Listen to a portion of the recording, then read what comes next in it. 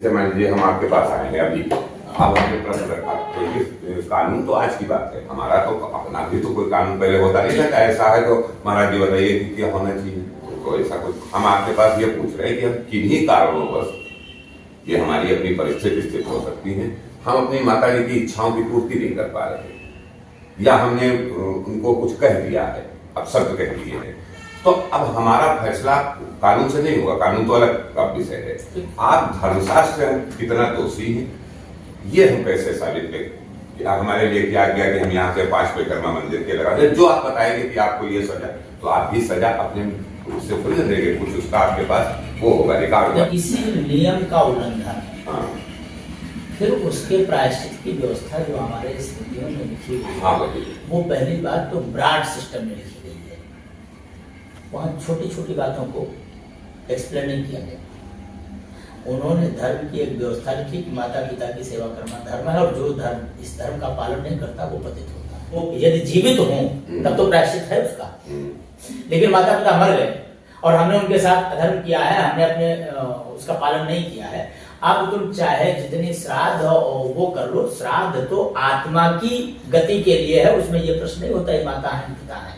हाँ, आपके पिता थे तो आपको आपके ऊपर ये इम्प्लीमेंटेड है, लेकिन श्राद्धादि कर्म जो है वो तो आत्मा की गति के निमित्त है, आत्मा माता पिता नहीं होती। तो जो मृत हो गया अब है ही नहीं, तो ये जो तुम्हारा अपराध बोध है यही प्रायश्चित है,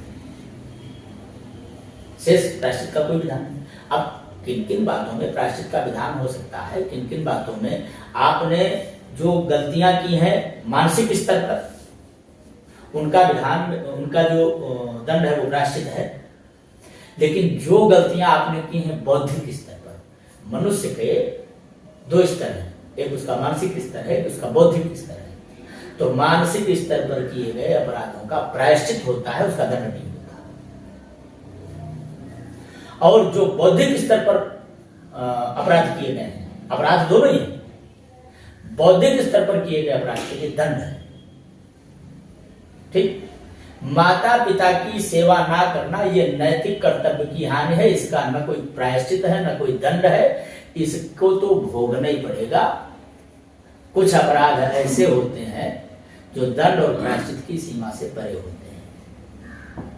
यदि तुम्हारी कर्तव्यहीनता के कारण तुम्हारे बच्चे को भीख मांगनी पड़ती है तो इस अपराध का न कोई प्रायश्चित है न कोई दंड है,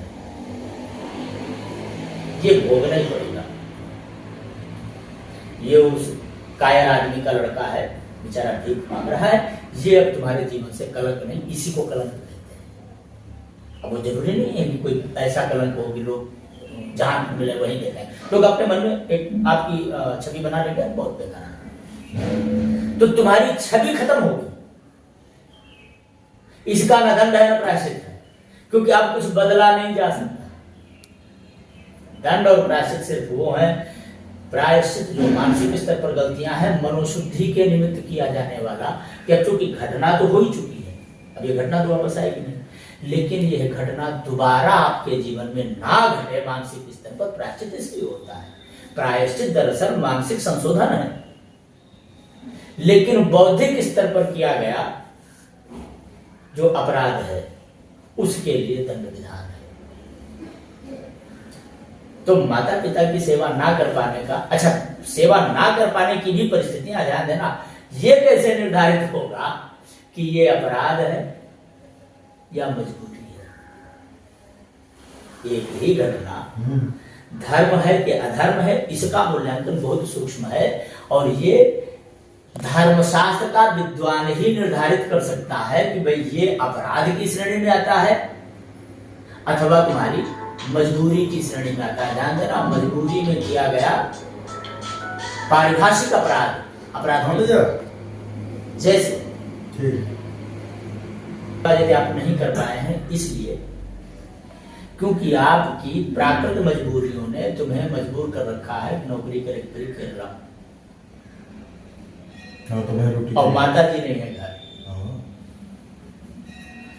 परिवार घर में है, माता है, पत्नी है, बच्चे हैं, तुमको केरला, चूंकि नौकरी मिली ही केरला में, बच्चों का पालन पोषण करने के लिए, परिवार का पालन पोषण करने के लिए तुम्हारी पहला जो तुम्हारा धर्म है वो है इतने धन का उपार्जन करना कि तुम्हारे परिवार को भूख और वस्त्र की आवश्यकता पूरी हो जाए।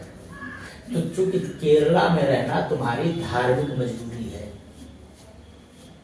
धार्मिक मतलब परिस्थिति। अब आप वहां से धन भेज रहे हैं, तो जो धन आप घर भेज रहे हैं, अब ये जिम्मेदारी यदि माता के हाथ में वो धन आ रहा है तो तुम्हारी माता की जिम्मेदारी बनती है कि भाई वो बच्चों का पालन पोषण करे। यदि वो धन आपकी पत्नी के हाथ में आ रहा है तो पत्नी की जिम्मेदारी बनती है कि वो माता पिता की सेवा करे और बच्चों का पालन पोषण करे। अभी यदि यहाँ पर माता पिता की सेवा नहीं हो पा रही है, ये तुम्हारा दोष ही नहीं है, क्योंकि तुम वर्तमान नहीं हो। ये दोष तो तुम्हारी पत्नी का है, अथवा तुमने माता जी के हाथ में धन भेजा है, उसका जो अधिकार है वो तुम्हारे पारिवारिक व्यवस्था के हिसाब किताब में कि भाई वो अधिकार माता जी का, माता जी देखें और माता जी तुम्हारी पत्नी को सही से खाना नहीं दे रही है, सही से कपड़ा नहीं दे रही, ये अपराध वो कर रही है, तुम थोड़ी कर रहे हो। तो उस अवस्था में यदि पत्नी पीड़ित होती है, बच्चा पीड़ित होता है, तो ये अधर्म तुम्हारा नहीं है, ये माता का है। और यदि तुमने वहां से धन भेजा है और तुम्हारी पत्नी के हाथ में आया है, तुम्हारी पत्नी तुम्हारी माता की सेवा नहीं कर रही है, वो पीड़ित है, वो कष्ट में है, ये अधर्म तुम्हारा नहीं है ना, ये तुम्हारी पत्नी का अधर्म है। और ध्यान देना, पुण्य एक दूसरे का कन्वर्ट होता है, पाप एक दूसरे का कन्वर्ट नहीं होता है, पाप अपने स्तर पर ही भोगना पड़ता है। बात समझी? पाप अपने स्तर पर भोगना पड़ता है और पुण्य एक का किया हुआ दूसरे को मिलता है। पति पत्नी के संदर्भ में पति का किया हुआ पुण्य पत्नी को मिलता है।